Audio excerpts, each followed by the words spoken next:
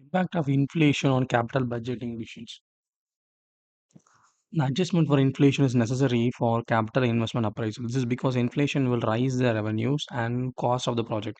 The net revenue after adjustment of for inflation shall be equal to net investment revenue in current terms. The consideration which cause a distortion or a depreciation or what are the consideration that causes distortion? Whereas depreciation charges are based on historic costs. Tax benefits accruing from depreciation charges do not keep parity with inflation. As annual after tax as annual after tax cash flow of project is equal to R minus C minus D into 1 minus T plus D is equal to R minus C minus 1 minus T plus dt. Okay, what do you mean by here? So revenue minus cost minus depreciation into after tax plus depreciation. So annual tax of cash flow project is equal to revenue minus cost into after tax plus depreciation into tax. So revenue minus cost minus after tax tends to move in a line with inflation as inflation influences the revenue and cost similarly. The direct tax does not depend on the inflation as the depreciation charges are based on the historic cost effect of inflation is reduce the actual rate of return. So you will see example. So initial outlay of project 80,000, expected life over year, salvage value 0, annual revenue is 60,000 every year, annual cost after other than depreciation is 20,000, rate at 50%. So want to say initially 80,000.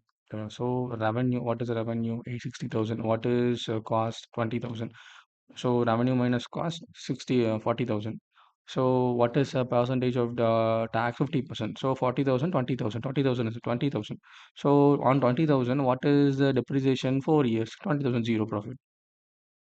So what is the revenue? Cost after depreciation, profitable tax, profitable tax, net cash flow. You see here. Revenue 60,000, all year 60,000. Cost after depreciation, cost other than depreciation, 20,000. This 20,000, all year 20,000. Depreciation is how much? 80,000 divided by 4 for 20,000. So depreciation 20,000. What is a taxable profit? 20, 20, 20, 20. It's a taxable profit. Max 10%, 50% is 10,000. Profit after tax 10,000, 10,000, 10,000. What net cash inflow is this plus depreciation 30,000, 30,000, 30,000. This is the actual thing. If the inflation is 10 percentage applicable to revenues and cost project,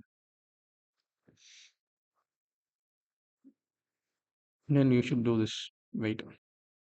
So after the inflation, 10 percentage if we put is revenue 66, 10 percentage of 6,000, and then same thing apply for everything. And cost of depreciation is same thing like this. Depreciation, taxable profit. So you'll get the real cost flow. This real cost flow, how you'll get is 32,000.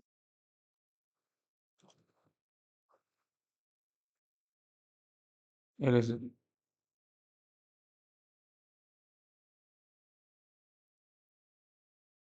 32,000 divided by 1.1 power 1. 32,000. So 34,200 divided by 1.1 power 2. 36, 3, 6, 20, 1.1 power 4, 3. 36, 292, 1.1 power 4. This way you get the real cash flow. So the net cash flow as less than the net cash flow is less than net cash flow if there is no inflation. So you say here 30,000, but here is 129,000, 28,000, which is less than actual cash flow. Though the net cash flow is less than the net cash flow in there is no inflation.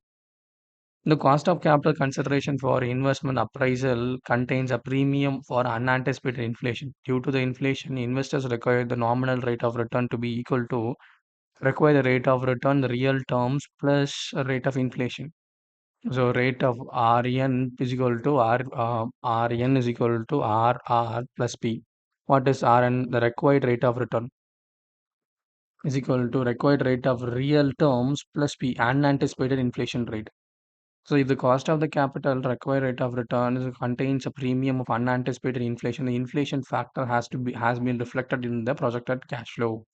If there is no inflation, then it has been discontinued at the required rate of return in the real terms.